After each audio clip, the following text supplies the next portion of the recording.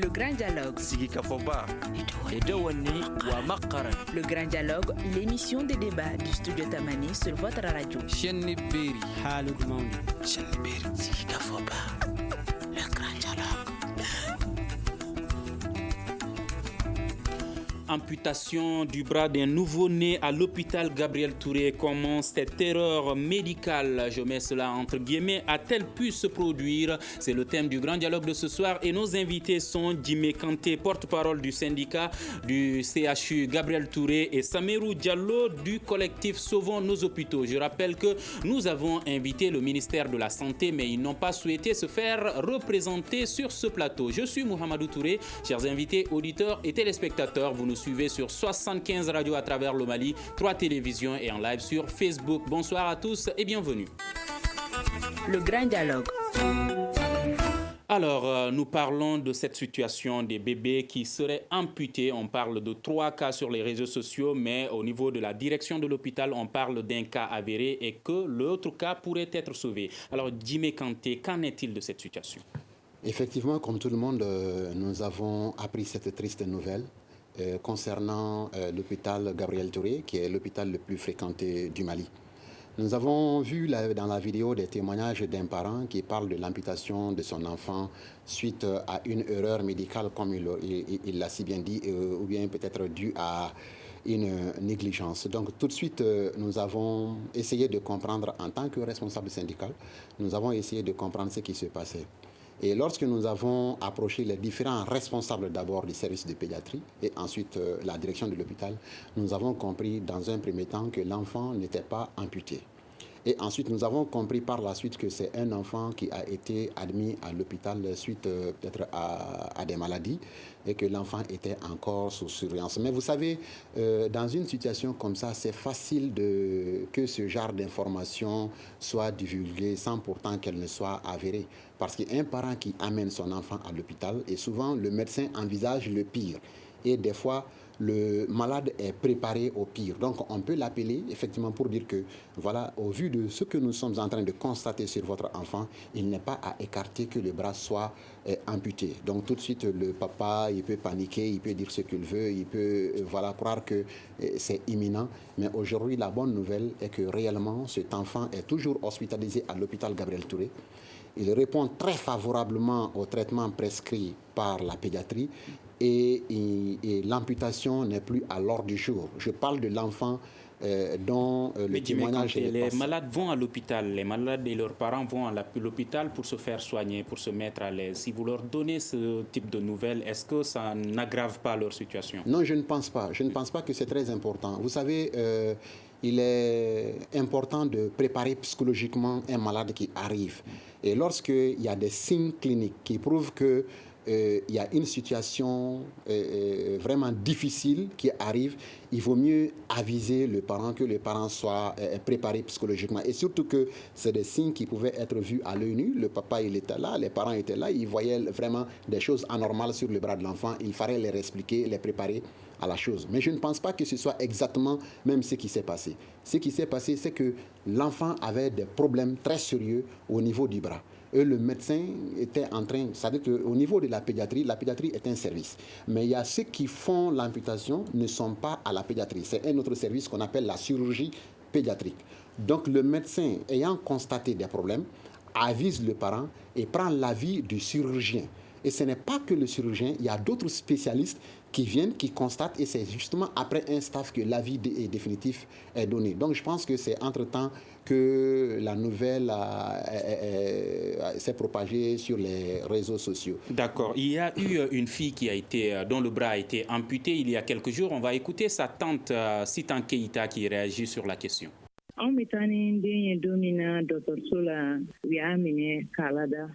Le jour où on a amené l'enfant, il a été hospitalisé le même jour.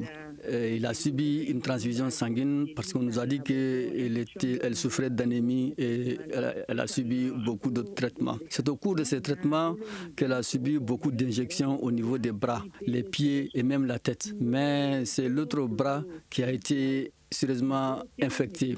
Nous, on ne sait pas. Le bras a commencé à s'enfler. À chaque fois qu'on alerte les médecins, on nous rassure que ça va aller. On est resté comme ça jusqu'à lundi dernier, au petit matin, quand je venais les voir. C'est en ce moment que ma sœur m'a appelé pour me dire que les docteurs ont décidé de l'amputer. J'ai pleuré, mais ma sœur m'a supplié de laisser faire pour sauver juste la vie de cet enfant. Surtout qu'on lui a dit que s'il n'est pas amputé, il mourra. Donc j'ai insisté pour savoir s'il y avait une autre possibilité, une autre alternative, même s'il fallait l'amener en Tunisie, en vain. Alors ils l'ont amputé et voilà que notre fille est devenue une handicapée à vie.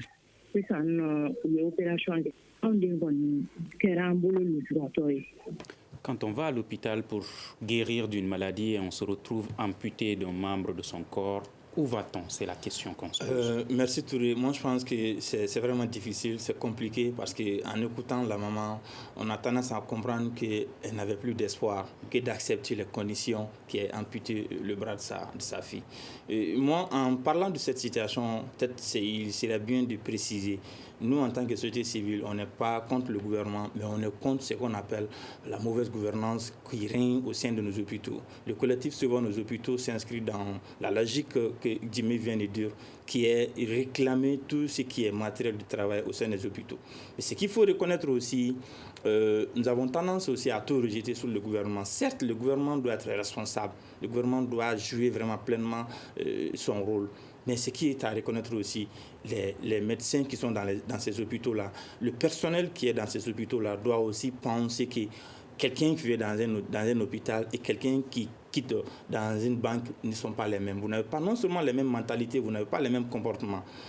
Pensez à ceux qui viennent dans ces hôpitaux-là. C'est le rôle primordial, sinon c'est le rôle que ces médecins-là doivent jouer en premier lieu. Moi, je parlerai ici de ce qui est dit en termes de texte.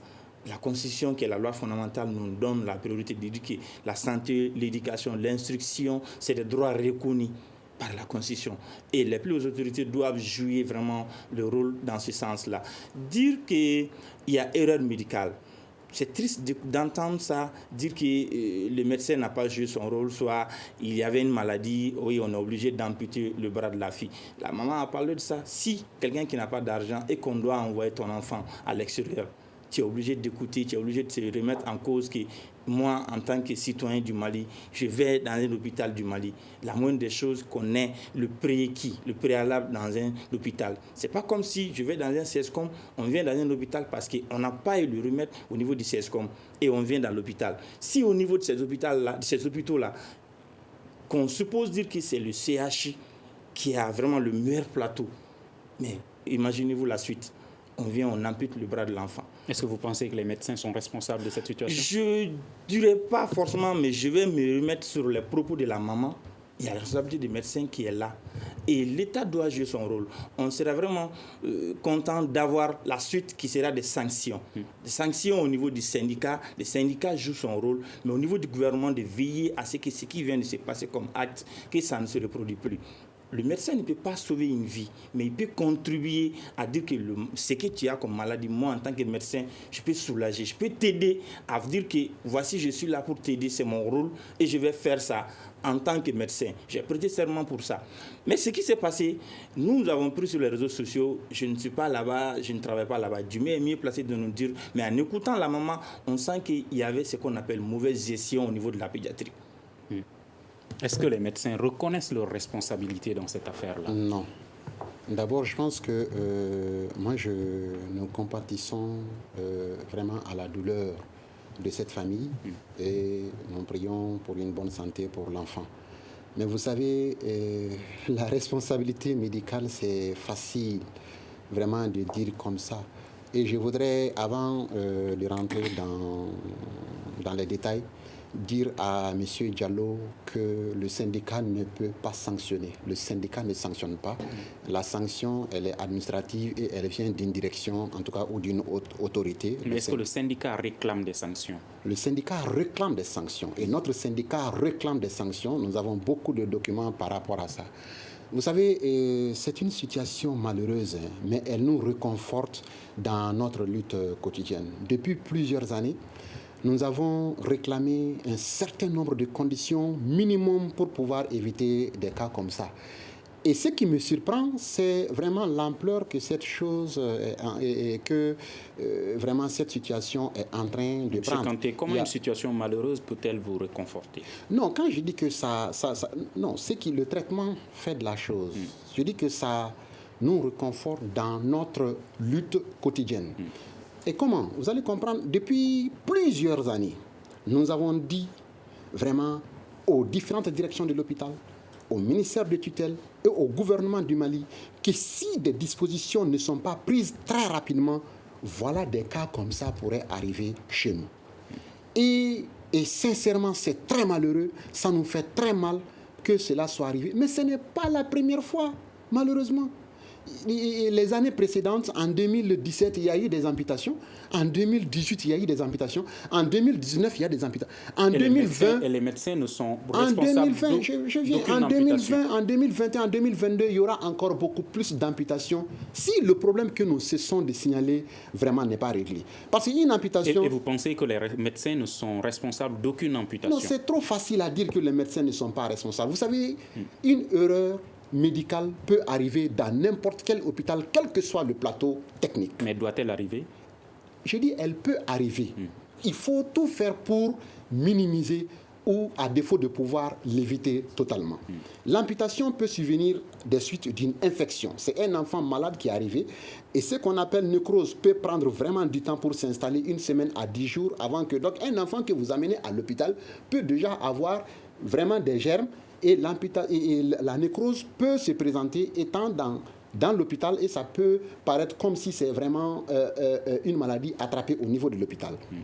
L'enfant qui était anémié, qui devrait être transfusé, le produit sanguin peut être à la base.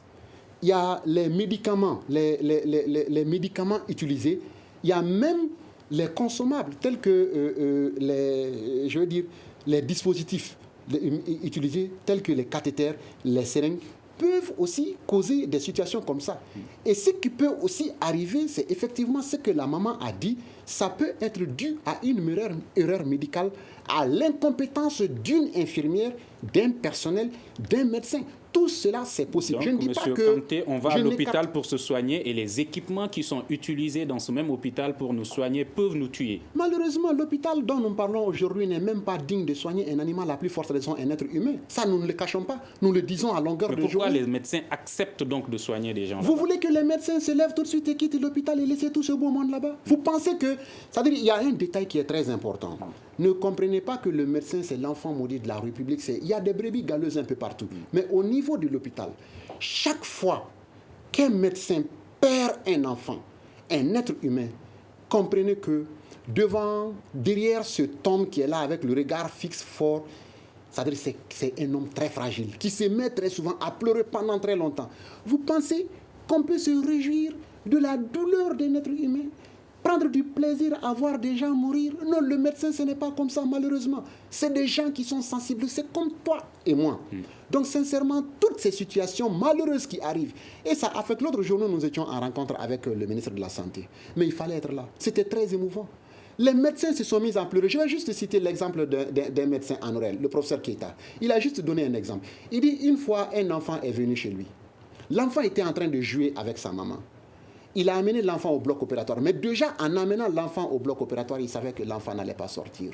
Il connaît le plateau technique qu'il a à son niveau. Il connaît la maladie de l'enfant. S'il ne prend pas l'enfant, l'enfant peut mourir dans les bras de sa maman. S'il prend l'enfant, il sait que l'enfant peut mourir. Il amène l'enfant au bloc opératoire, l'enfant meurt, mais il a posé la question au ministre. Monsieur le ministre, comment voulez-vous que j'annonce le décès de cet enfant à sa maman? Vous pensez que la responsabilité du médecin est là? Déjà, avant d'amener, je vous assure que partez tout de suite à Gabriel Touré. C'est une simple échographie qui est banale, qui peut se faire dans les petits cabinets, dans les CESCOM. Même des gens souvent ont des échographes ambulants, mais vous ne pouvez pas le faire malheureusement à l'hôpital Gabriel Touré. Les analyses les plus élémentaires, je dis bien, qui peuvent se faire dans les plus petits CESCOM de tous les pays du monde, mais vous ne pouvez pas l'avoir à Gabriel Touré. Mais lorsque nous chantons ça à longueur de journée, personne ne réagit. Lorsque nous disons à tout le monde que venez à Gabriel Touré, accompagnez un malade à Gabriel Touré, vous pouvez attraper des maladies à l'hôpital, vous pouvez venir à Gabriel Touré avec une maladie et en sortir avec une autre beaucoup plus grave, mais personne ne nous écoute. On ne fait que dire ça à longueur de journée, Malheureusement, Gabriel Touré enterre souvent un village par an. Le nombre de morts suite vraiment à un plateau technique défaillant, je dirais indigne d'un être humain, suite à des infections nasocommunicales, suite à beaucoup de choses. Et des ressources humaines souvent non qualifiées. Ressources humaines, non, pas des ressources humaines qualifiées seulement. L'absence de ressources humaines. Prenez tout de suite les revendications, les différentes revendications du syndicat depuis 2012 jusqu'à maintenant. Vous verrez dans tous nos préavis de grève qu'il est clairement dit recruter ou redéployer du personnel qualifié à l'hôpital Gabriel Touré. Je donne juste quelques exemples. Lorsque les pays où on aime aller souvent, où nos dirigeants aiment aller se faire soigner, la norme c'est quoi? C'est peut-être que 12 malades pour un médecin, mais le médecin de Gabriel Touré, il ne consulte pas moins de 150 malades par jour. Prenez la néonatologie de la pédiatrie. En néonatologie, la norme c'est combien? C'est 3 infirmières pour 3 enfants. Mais à Gabriel Touré, la néonatologie, c'est souvent 45 enfants pour 2 infirmières et 2 infirmières non qualifiées. Donc lorsque le syndicat dit qu'il faut recruter ou redéployer du personnel qualifié, ce n'est pas pour que ce personnel aille faire la lessive chez nous, mais c'est pour que justement le Malien, et le Malien c'est qui? C'est nous-mêmes. Vous savez que nous sommes derrière vraiment cette blouse que nous portons souvent, nous sommes de potentiels malades. Et nous connaissons les réalités de nos hôpitaux. Pendant les 17 ans que moi j'ai fait à l'hôpital Gabriel Touré, j'ai vu beaucoup de camarades, beaucoup d'amis, beaucoup de médecins mourir du fait d'insuffisance d'un plateau technique adéquat. Si le ministère de la Santé avait accepté notre invitation, ses responsables auraient pu donner leur avis sur cette situation, mais nous les avons invités, ils n'ont pas souhaité être sur place ici. Samirou Diallo, il y a Adama Togola sur Facebook qui pense que parmi les causes de cette situation, il y a la négligence et l'incompétence. Effectivement, il faut reconnaître qu'il y a la négligence, l'incompétence, je dirais, manque de formation, Jimmy l'a dit. Ils ont demandé le redéploiement du personnel qualifié. Moi, je me dis, je fais juste le constat, rien que dans les CSCOM. Tu vas dans un CSCOM, tu trouves que le président de l'ASACO c'est lui qui veille sur le recrutement du personnel de l'ASACO. Ça se fait comment? Des questions. C'est mon enfant qui a fait le DF 3 fois. Il fait 6 mois de formation au Croix-Rouge. Je le recrute. Il est là, il fait des consultations. Il est là, sage-femme. C'est comment? Le soir, c'est de demander, le médecin-chef, il veut manger quoi? C'est de faire la lessive comme il l'a dit. Non seulement il y a la formation au-delà de négligence, la question, on revient à la négligence. On te fait négliger. Au-dessus de cette négligence-là, on te propose des cliniques qui nous appartiennent en tant que médecin. On te dit, on te donne des consignes, va de tel côté, on va te faire soigner. Tu vas là-bas, c'est la même personne qui devrait te soigner dans un hôpital qui est là-bas. Soit il est propriétaire, soit il gagne quelque chose par mois. On le sait, Touré, c'est pas caché. C'est vrai, la loi les autorise d'aller soigner, d'aller créer des cliniques de gauche à droite. Mais ce qui est vraiment anormal, il faut reconnaître, le personnel dont tu te réclames. Moi, en tant que médecin de l'hôpital Gabriel Touré, je suis là à soigner. Je prends ce qu'on appelle le salaire par mois. Mais la moindre des choses, c'est d'être vraiment assidu à ces postes-là. Je ne parle pas du cas des professeurs. Les professeurs, non seulement on sait qu'ils ont des doubles postes, tu es du centre de santé de l'autre côté, tu donnes de l'autre côté, tu donnes de l'autre côté. Étant ça, est-ce que tu peux former même le personnel qualifié? La question c'est à poser. Le médecin qui est là-bas, on sait qu'il a multiples tâches, il fait combien de choses dans la vie? Par jour même, il fait combien de choses? Et Jimmy Kanté accuse le gouvernement de n'avoir pas mis des ressources qualifiées à leur disposition et des équipements. Juste une petite question. Est-ce qu'aujourd'hui, le directeur de l'hôpital Gabriel Touré, en acceptant de confier, selon Jimmy Kanté, plus de 40 bébés à des 2 infirmières non qualifiées, est-ce qu'il n'a pas accepté, excusez-moi du terme, de leur laisser en quelque sorte mourir? À la boucherie, mais c'est le mot peut-être, le mot peut être trop lourd. Il y a une question, souvent, on nous dit, le combat de la corruption, souvent, tout le monde réclame le moyen. Tu parles dans le domaine de la justice, on te dit, oui, on n'a pas de moyens, on le fait avec le moyen de bord que nous avons. C'est le même mot, c'est le même refrain qu'on entend aussi dans les hôpitaux. Manque de moyens, on fait avec les moyens que nous avons. Celui qui n'a pas de moyens, et réellement, dans les conditions dont tu travailles, pourquoi ne pas dire au gouvernement, au ministère qui est là, qui est chargé de veiller à ce que vous ayez les moyens, de leur dire clairement, sans moyens, on ne peut pas faire ça. Vaut mieux vraiment laisser les gens à la boucherie, ou dire que voilà, on n'a pas de moyens, on fait avec les moyens de bord que nous avons. Et le résultat est là. L'enfant vient d'être amputé. Moi, je ne dirais pas seulement que merci après la mort. C'est parce qu'on fait l'acte, après on demande les moyens. Mais avant ça, il faut réclamer les moyens. Il faut exiger à ce que vous ayez les moyens. On a eu combien de ministres de la Santé? Le ministre qui est là actuellement, on l'a tellement apprécié. Mais est-ce qu'il a eu le courage d'aller faire le tour dans les hôpitaux? On parle aujourd'hui du cas de l'hôpital Gabriel Touré, mais il y a d'autres hôpitaux. L'hôpital du Mali est là, c'est pire souvent. L'hôpital du Kadi est là, souvent c'est pire. Rien que les militaires blessés qui reviennent là, on fait le tour là-bas, on le voit comment ils sont traités. C'est l'armée qui est concernée. Je vais au-delà des citoyens lambda. Celui qui n'a pas de moyens actuellement, Touré, tu es malade, oui, tu as un parent qui est malade. Attends-toi à la mort, c'est clair. Alors là, aujourd'hui, est-ce que le personnel, la direction de l'hôpital Gabriel Touré, en acceptant, comme vous l'avez dit, de laisser 2 infirmières non qualifiées garder des bébés ou prendre soin de 40 bébés, est-ce qu'ils ne les conduisent pas, comme le dit Samirou Diallo, à la mort? Je pense que vous ne comprenez pas très bien le problème. Ce n'est pas la direction de Gabriel Touré qui accepte de confier 40 bébés à des infirmières. C'est un gouvernement.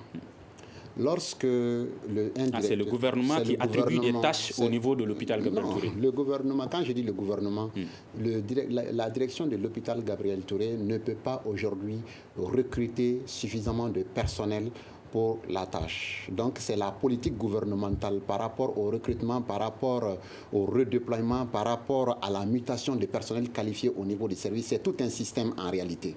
Et j'ai dit que aucun directeur d'hôpital, vous savez depuis combien de temps nous sommes dans ces manifestations, Samirou l'a dit tout à l'heure, pourquoi le médecin ne dit pas que voilà, si vous ne faites pas ça, je vais arrêter. Mais nous ne faisons que ça. C'est pourquoi au niveau de l'hôpital, on a mis un syndicat pour le dire.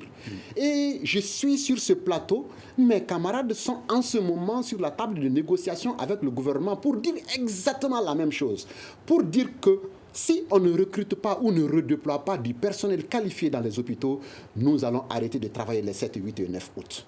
Pour dire que si une unité de banque de sang, vous savez, la dame a parlé de produits sanguins, mais venez à Gabriel Touré, vous trouverez que c'est dans un petit conteneur où les gens viennent se faire prélever dans des conditions inhumaines, insupportables. Et on est en train de dire qu'il faut affecter un local digne pour au moins des prélèvements sanguins pour des gens qui viennent donner leur sang, pour au moins se sauver des vies. Nous sommes en train de demander aujourd'hui qu'il y ait simplement, je vous écoutez très bien ça, qu'il y ait simplement du papier à l'hôpital Gabriel Touré pour pouvoir ne serait-ce que prescrire les ordonnances. Il n'y a pas de papier, il n'y a pas de gants, il n'y a pas d'alcool, il n'y a pas d'échographie, il n'y a pas d'aneuryscopie, il n'y a pas de fibroscopie, il n'y a pas de scanner, il n'y a pas d'imagerie, il n'y a pas de réactif au laboratoire. Qu'est-ce qu'il y a alors à l'hôpital? Il n'y a absolument rien, c'est un mouroir. Et ça, nous le disons. Nous le disons matin, midi et soir. Et lorsque quelqu'un vient et que la personne meurt à Gabriel Touré, ça nous fait très mal, énormément mal. Mais ce qui nous fait encore plus mal, c'est que les gens s'indignent parce qu'il y a mort d'homme. Mais c'est des villages que nous enterrons. C'est la morgue de Gabriel Touré, c'est à peu près 100 corps par semaine. C'est inadmissible, c'est intolérable. Et les raisons sont connues.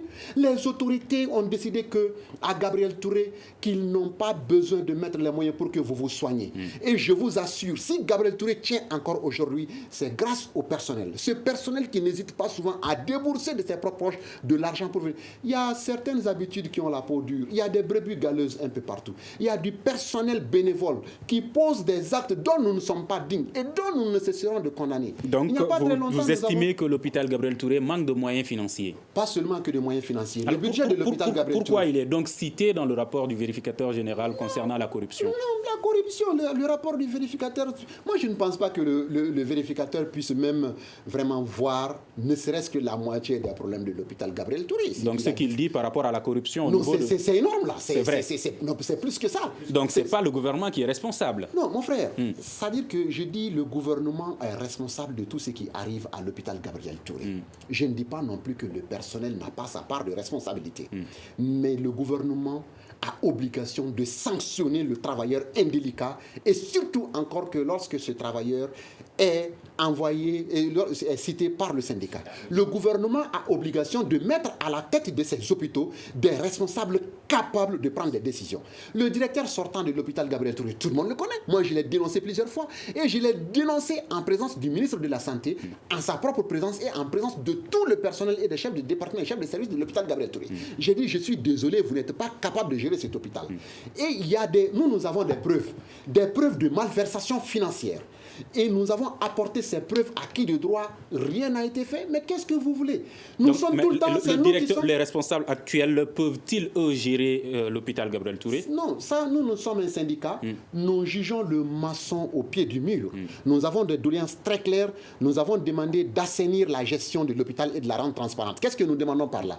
Nous voulons désormais que lorsque vous venez en consultation à l'hôpital Gabriel Touré, que le médecin, vous venez en gastro, mais que le médecin qui est en pédiatrie, à partir de son bureau, sache que telle personne est en train de consulter telle personne et que l'argent va effectivement à tel niveau. Et qu'à tout moment de l'année, qu'on puisse vraiment demander. C'est pourquoi nous demandons chaque mois le certificat d'encaissement pour certifier effectivement le nombre de consultations qu'il y a à l'hôpital, mais le nombre d'argent, le montant d'argent versé dans les caisses, et que nous nous asseyons, syndicats et direction, nous avons obtenu cela. Des mesures de transparence et beaucoup d'autres mesures. Mais ce qui est regrettable et ce qui est très déplorable, c'est que le Malien même accepte de se faire soigner dans ces conditions à l'hôpital. Le médecin est un fonctionnaire, il est obligé d'arriver. Et lorsque vous arrivez, il est obligé de vous donner les soins avec les moyens de bord qu'il a. Le Malien a-t-il le choix? Il n'a pas de choix, Jimmy. Le Malien n'a pas de choix. Malheureusement, on n'a pas de choix parce qu'on le dit, on n'a pas de moyens pour aller se faire soigner à l'extérieur comme les ministres et puis les enfants des ministres actuellement se font. Nous, on est obligé d'aller se soigner chez vous. Mais en écoutant Jimmy, moi je pense qu'il n'y a pas d'espoir. Parce qu'on suppose que le directeur de l'hôpital, Gabriel Touré, est là, il vient encaisser, il y a des cas de corruption, il n'y a rien comme résultat. Il vit des malades. Voilà, merci. Et puis, il n'y a pas de sanction. Quelque chose que j'ai vraiment apprécié. C'est vrai, le syndicat joue son rôle de veille, de contrôle, dénoncer, réclamer. Mais vous, en tant que syndicat, avant d'être syndicat, vous êtes travailleur de l'hôpital Gabriel Touré. C'est vrai, vous avez des rôles à jouer, mais vous veillez aussi à ce que le personnel que vous avez ici, à ce que ce personnel puisse jouer son rôle. Il ne m'écoute pas. Mais c'est que... Non, je vous écoute, Jimmy. Parce que vous me demandez de veiller à quelque chose, et c'est tout ce que je fais. C'est tout ce que je fais. Vous ne pouvez pas me demander déjà. C'est pourquoi je me bats à longueur de journée au vu au-dessus de tout le monde. Je suis désolé. C'est tout ce que je fais. Le personnel, c'est nous qui le dénonçons. Celui qui le protège, c'est souvent les directeurs. Mais vous voulez quoi d'autre? Nous sommes syndicats, nous ne sommes pas les décideurs. Nous ne pouvons pas donner de demande d'explication. Selon vous, pourquoi le gouvernement ne réagit pas? Le gouvernement ne réagit pas parce que le gouvernement ne réagit à rien du tout. Le gouvernement est insensible. Le gouvernement ne réagit pas parce que il a dit. Ce n'est pas... Difficilement, vous verrez un de nos ministres assis devant un box de consultation pour se faire consulter. Ce n'est pas leur problème. Récemment, il y a un ancien ministre qui s'est fait agresser par son propre enfant. Il est venu à Gabriel Touré. Moi, je donne juste un exemple du général Meïdou, qui a été une fois attaqué à Bamako ici. Il était blessé, il est venu à l'hôpital. Et ce jour, le ministre de la Santé était là. J'ai dit, monsieur le ministre, mais regardez celui-là dans le sang. C'est un officier, valeureux officier du Mali. Mais tout à l'heure, avec cette blessure, il va être traîné à travers de la ville à la recherche d'un scanner. Et ceux qui l'ont agressé pourront même l'attendre. Ça pose un problème de sécurité aussi. Imaginez cela. Et ça, c'est une autorité. Mais combien de personnes meurent dans cet hôpital faute d'équipement? Vous savez, les gens aiment dire que nous sommes arrivés. Je donne juste ces détails parce que c'est très important. L'un des services les plus sensibles de Gabriel Touré, c'est les urgences. Et tout le monde vous dira que j'ai amené ma mère à Gabriel Touré, j'ai amené ma femme à Gabriel Touré, les médecins sont restés, personne ne l'a touché. Mais pendant des années, il n'y avait que 2 médecins aux urgences de l'hôpital Gabriel Touré. Toutes ces ambulances que vous entendez crier à travers la ville, c'est à Gabriel Touré qu'ils amènent les 80% de ces blessés-là, pour 2 médecins. Pendant que vous êtes impatient qu'on vous touche, mais tous les autres qu'on voit au sein de l'hôpital Gabriel Touré avec leurs blousons, que sont-ils? Souvent, c'est des étudiants, souvent, c'est des médecins, mais qui sont à d'autres niveaux. Donc la santé des Maliens est souvent confiée à des étudiants pour qu'ils Non, ça c'est obligatoire. apprennent. Et ça, ce n'est pas seulement qu'au Mali. Mais est-ce normal que ce soit le cas de certains bébés, des bébés qui sont très sensibles? C'est normal, c'est le cas aux États-Unis, c'est le cas en Chine, c'est le cas partout dans le monde. Les gens sont envoyés en formation dans les hôpitaux. Mais quand les personnes qui doivent former ces étudiants, vous l'avez dit, la plupart d'entre eux ne sont pas qualifiés. Non, je n'ai pas dit ça. Vous avez dit qu'au niveau de la pédiatrie, il y a 45 bébés qui sont là-bas et qui sont gardés. Ceux qui prennent soin d'eux, ce sont 2 infirmières non qualifiées. Non, souvent. Je dis souvent. Souvent. Non qualifié, pour moi, ça veut dire quoi? C'est-à-dire une infirmière, regardez depuis combien de temps, au niveau des urgences de l'hôpital Gabriel Touré, au niveau de la réanimation, au niveau de la pédiatrie, la direction, faute de moyens, faute de pouvoir recruter parce que les ressources ne suffisent pas, a été obligée d'instaurer un système de contrat de garde. C'est-à-dire on prend des gens C'est vrai qu'ils sont soumis à un test au préalable pour voir exactement leurs CV sont pris, ils sont testés pour voir un peu ce qu'ils savent faire. Et ces personnes sont recrutées sous contrat de garde. Ils n'ont pas de salaire mensuel. Oui. Donc, ils font la garde et la garde est payée. Et trimestriellement. Et souvent, c'est des personnes qui peuvent faire souvent 2 trimestres sans avoir un franc. Et il va de soi que ces personnes, c'est-à-dire que peuvent faire beaucoup de choses dont on n'est pas fier. On parle souvent de vol de médicaments. Mais la plupart de ces gens, ce n'est sincèrement pas des travailleurs de l'hôpital Gabriel Touré. Et le syndicat l'a dit, c'est écrit noir sur blanc dans nos doléances. Doter le personnel en blouse et en badge pour permettre de les identifier et des blouses personnalisées. Parce que nous avons vu des individus acheter des blouses au marché. Mais sans corruption, l'hôpital lui-même ne peut-il pas se doter de blouses et d'identification? Non, vous savez, c'est très difficile. C'est très difficile. Il y a tellement de priorités que lorsque vous venez aujourd'hui à l'hôpital, vous parlez de blues, c'est-à-dire que la direction va seulement se mettre à sourire. Quelle est la priorité? La poche? Non. Là où on n'arrive même pas à donner d'ordonnancier pour prescrire, simple papier. Aujourd'hui, à Gabriel Touré, vous ne pouvez trouver aucun service avec ne serait-ce qu'une rame de papier. Ça n'existe pas. À plus forte raison, si vous parlez de blouse, vous parlez de badge et autres. Ça, c'est un luxe en ce moment. Et c'est nos autorités qui en ont décidé ainsi. Le budget a été coupé de 75%, réduit de 75%. Un budget déjà très insuffisant qu'on coupe encore à 75%. D'accord. Écoutons Ténin Samaké qui a une interpellation. En boulot, docteur Soye en fonctionnaire. L'hôpital est notre seul espoir. Au Mali, quand les enfants sont malades, les parents se précipitent vers l'hôpital Gabriel Touré dans l'espoir qu'ils soient sauvés. Mais de nos jours, ce n'est plus le cas. Devant nous, des fourmis ont tué le bébé de quelqu'un. Un jour, j'étais assise, je donnais le biberon à mon enfant. Une femme s'est approchée d'un docteur, lui disant de regarder le pied de son bébé, qu'il y a un problème. Le docteur lui a craché sur le visage que ce n'était pas son problème et qu'il n'est pas là pour ça. Seul Dieu sait le nombre de bébés qui meurent aujourd'hui à l'hôpital Gabriel Touré. Ce qu'on nous a fait là-bas, on ne peut jamais l'oublier. Nous, notre bébé, on l'a amené dans le but qu'il soit sauvé et non qu'il soit amputé du bras. Pour nous, c'est déjà un fait. Mais qu'en est-il du sort des autres bébés? Il faut que les autorités prennent des précautions. Sinon, la pédiatrie de l'hôpital Gabriel Touré n'est plus en mesure de sauver un enfant.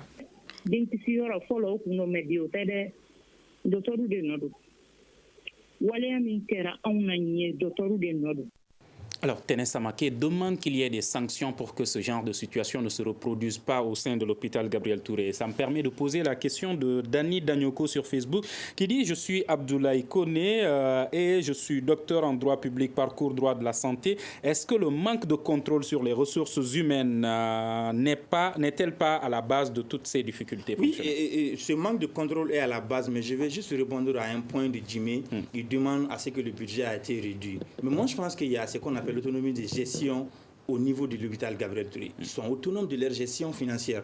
Parce qu'on le dit souvent, il y a des structures qu'on n'a pas l'habitude de dire combien la structure gagne par an. Ça a été géré comment, ce qu'on appelle la redevabilité au sein de l'hôpital Gabriel Touré. Est-ce que le syndicat veille sur ça? De dire que oui, le directeur est là pendant tel moment, comment il a pu faire avec les petits sous qu'il gagne? Est-ce que le citoyen lambda est satisfait? C'est ça la question que monsieur a posée. Le manque de contrôle. Il a dit quelque chose qui est important. Comment se fait-il que quelqu'un qui vient, il n'est non seulement pas du personnel de Gabriel Touré, pendant un certain moment, il travaille, il continue de travailler. Il vient parce que mon frère est là-bas, mon papa est directeur d'un service de Gabriel Touré. Moi, en tant que citoyen lambda, soit en tant qu'étudiant, je viens chaque jour. Ça pose des problèmes de ce genre-là. Moi, je me dis, en écoutant Dumé, le personnel de Gabriel Touré n'a rien comme faute. On met tout sur le gouvernement. Le gouvernement est interpellé, on le dit, on le redit. Le gouvernement doit jouer son rôle. Mais le personnel de Gabriel Touré, je ne parle pas des syndicats. Les syndicats permettez-moi de rappeler que le gouvernement aurait pu répondre à toutes ces questions, se défendre, s'il avait accepté à travers notre invitation de venir sur ce plateau. Je fais un constat. Tu ne prendras pas un professeur qui n'a pas une clinique à Bamako. C'est vrai, la loi les autorise, mais ils sont plus concentrés, ils se donnent plus au fond dans ces cliniques-là que l'hôpital Gabriel Touré. Mais combien de personnes ont les moyens d'aller dans ces cliniques-là, Touré? Ça se constate par droit. Mais combien de personnes partent là-bas au niveau de Gabriel Touré, au niveau des hôpitaux, pour se faire soigner parce qu'ils n'ont pas de moyens? On suppose que tu parles là-bas, l'État a l'obligation, ou les syndicats qui est là-bas, le personnel qui est là-bas a l'obligation de veiller à ce que vous ayez la santé. Ça se fait comment? La question que moi je me pose. Donc le personnel de l'hôpital Gabriel Touré doit se remettre en cause d'abord. L'autonomie, la dame a dit quelque chose qui est important. Touré, tu vas dans l'hôpital Gabriel Touré, rien que à l'entrée seulement, tu vois quoi? Les conditions sanitaires. Les conditions sanitaires. Est-ce que les conditions sanitaires nous permettent d'aller? Moi, je pense que M. Diallo est comme programmé en quelque sorte parce qu'il n'écoute pas. Non, j'écoute. Avant cela, moi, je vous pose une question qui a été posée par Ténès Samaké. Ténès Samaké demande à ce que des sanctions, des mesures soient prises pour éviter ce genre de situation. Mais à vous entendre, on a l'impression que même demain, même après-demain, ce genre de situation risque de se reproduire. Il va se passer pire que ce qui arrive actuellement. Donc il n'y a pas d'espoir, Touré. Il n'y a pas malheureusement d'espoir au rythme où vont les choses. Je ne parle pas du personnel et je n'ai jamais dit que le personnel de l'hôpital n'a aucun défaut. J'ai situé des responsabilités, souvent du personnel qui n'est même pas de l'hôpital Gabriel Touré, qui vient poser des actes. Et ceux qui me connaissent effectivement au niveau de l'hôpital Gabriel Touré pensent, surtout le personnel de Gabriel Touré, pense que je ne suis même pas digne d'être un syndicaliste parce que je mets plus de pression sur le personnel que sur les autorités, alors que selon eux, mon rôle est de défendre purement et simplement les travailleurs. Vous savez, lorsqu'ils parlent d'autonomie de gestion, mais c'est au fait quoi? Gabriel Touré, la recette de Gabriel Touré, ça ne suffit même pas, mon frère, pour payer le travailleur. Ça ne suffit même pas ce que Gabriel Touré fait rentrer. Malgré toutes les... Moi, je suis tellement à l'aise dans les qui en profite dans le rapport. Je dis que les ressources, c'est l'État qui décide des tarifs de l'hôpital. Et compte tenu de la fréquentation des hospitalisations, des actes qui sont posés, la maintenance d'un simple équipement souvent suffit pour engloutir tout le budget engendré sur fonds propres de l'hôpital. La maintenance d'un simple scanner. Les équipements médicaux sont des équipements très chers. Mais au minimum, l'hôpital Gabriel Touré peut recevoir combien de consultations par jour? Dire que je n'ai pas les chiffres exacts, mais je sais que nous sommes ceux qui sont enregistrés, parce qu'il y a beaucoup de consultations qui se font, qui ne sont pas enregistrées. Et ceux qui sont enregistrés, c'est au-delà de 100 000 consultations. Multiplié par 1500 francs CFA. Par an, 100 000 consultations. Gabriel Touré, la recette. Je peux te donner les recettes de Gabriel Touré de plusieurs années. Et tous les mois, je l'ai en tête. Parce que nous demandons des comptes. Justement, ces recettes? Dans les poches de certains? Non, ce n'est pas dans les poches de certains. Pourquoi le vérificateur général estime qu'il y a puisque vous avez déjà posé une question, je n'ai pas répondu, vous posez plusieurs autres. C'est pour mieux comprendre. Non, je ne saurais pas répondre parce que je ne sais même plus laquelle est la question. La question, vous dites combien Gabriel Touré gagne. Vous dites où va cet argent. Vous parlez de vérificateur. Finalement, à quelle question je vais répondre? Gabriel Touré gagne entre 30 et 45 millions par mois.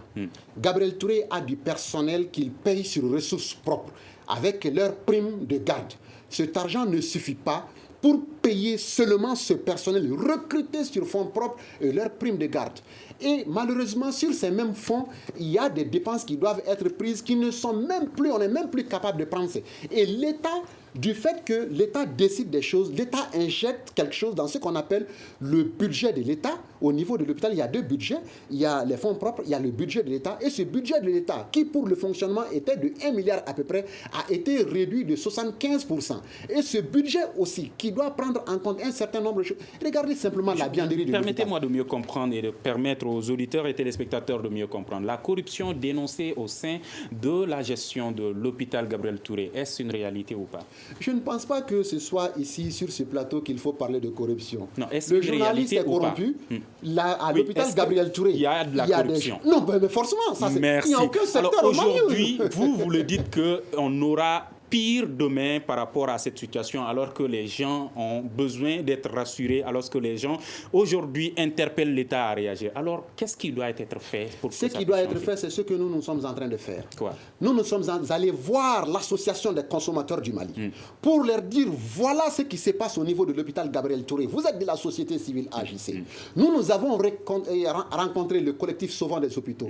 Moi, je les ai rencontrés. J'ai discuté par rapport à ce qui se passe à Gabriel Touré. Nous nous sommes transporté à l'Assemblée nationale du Mali pour aller rencontrer la commission santé de l'Assemblée pour dire voilà comment est-ce que le Mali, mais qu'est-ce que vous voulez qu'on fasse en plus de ça? Et c'est que cette même commission est venue faire une tournée à l'hôpital et bizarrement la nuit nous sommes assis devant nos petits écrans, on voit que tout va bien à l'hôpital Gabriel Touré. Ça aussi c'est une forme de corruption.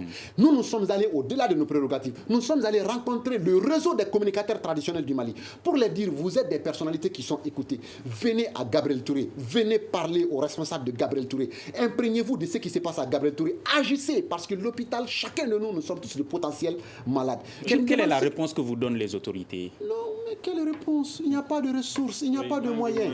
On fait des coupes budgétaires pour peut-être sécuriser des gens au centre, mais on laisse le double de ceux qui pouvaient mourir au centre, on les laisse mourir à Bamako. On déplace justement les problèmes, on ne les résout pas.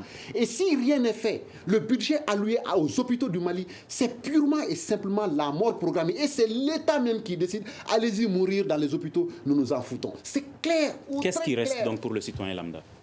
Il reste pour le citoyen lambda d'attendre qu'il soit malade pour aller mourir dans les hôpitaux. C'est la mort qui nous reste seulement à faire. Moi, en termes de proposition de solution, c'est les citoyens en tant que société civile, c'est nous qui pouvons vraiment insister et jouer notre rôle. Aider le syndicat. Je suis vraiment d'accord tout ce que le Jimmy est en train de faire. Mais il lui reste beaucoup à faire. Le beaucoup à faire, c'est au niveau de la société civile. En tant que société civile, c'est nous. Parce que, Touré, il y a quelque chose qui est important.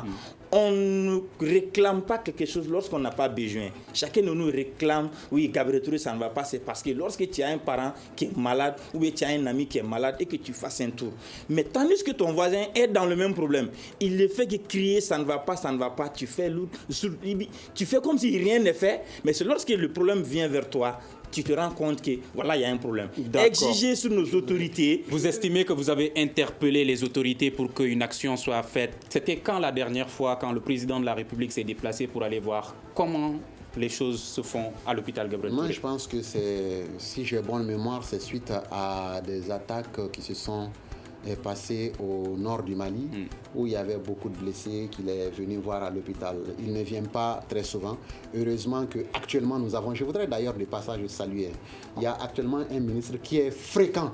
C'est-à-dire il a même tendance à déménager chez nous à l'hôpital Gabriel Touré. Mais malgré cela, vous estimez que les choses ne bougent pas? Non, les choses ne bougent pas. Quels sont les moyens qu'on met à sa disposition? On lui donne un couteau, on lui demande d'affronter toute une armée. Je voudrais justement terminer pour interpeller vous, les hommes de médias, les journalistes. Et la question de Gabriel Touré, elle est très importante.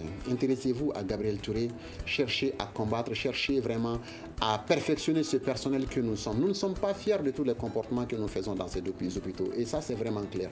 Mais également, peut-être interpeller également le personnel soignant. Comprendre que celui qui vient, ce n'est pas une personne dans son état normal. Moi, j'ai demandé, obtenu une commission à Gabriel Touré qu'on appelle COCACO, la commission de contrôle, d'accueil et d'orientation.